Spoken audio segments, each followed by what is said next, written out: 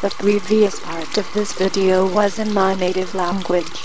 Many people have assumed that when I talk about this being my language, that means that each part of the video must have a particular symbolic message within it, designed for the human mind to interpret.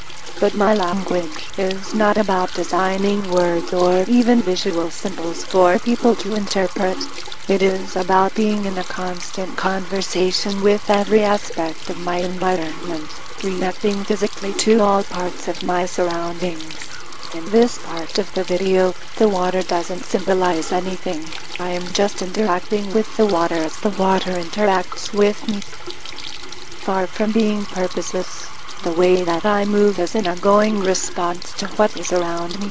Ironically, the way that I move when responding to everything around me is described as being in a world of my own, whereas if I interact with a much more limited set of responses and only react to a much more limited part of my surroundings, people claim that I am opening up to true interaction with the world.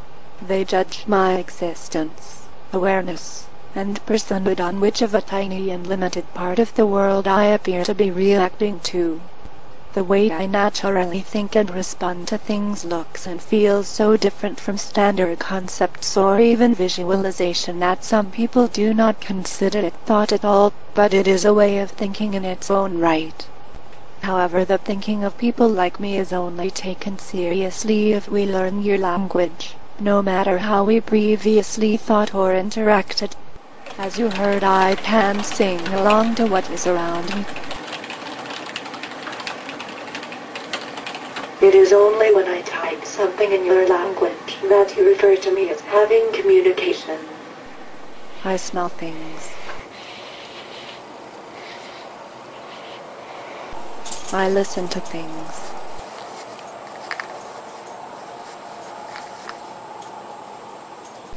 I feel things.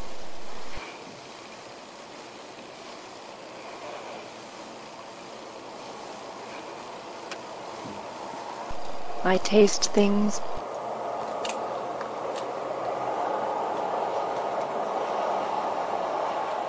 I look at things. It is not enough to look and listen and taste and smell and feel. I have to do those to the right things, such as look at books, and fail to do them to the wrong things, or else people doubt that I am a thinking being. And since their definition of thought defines their definition of personhood so ridiculously much, they doubt that I am a real person as well. I would like to honestly know how many people, if you met me on the street, would believe I wrote this. I find it very interesting, by the way, that failure to learn your language is seen as a deficit, but failure to learn my language is seen as so natural that people like me are officially described as mysterious and puzzling, rather than anyone admitting that it is themselves who are confused, not autistic people or other cognitively disabled people who are inherently confusing.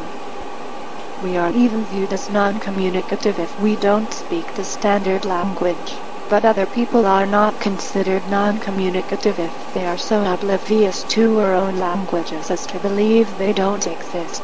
In the end, I want you to know that this has not been intended as a voyeuristic freak show where you get to look at the bizarre workings of the autistic mind.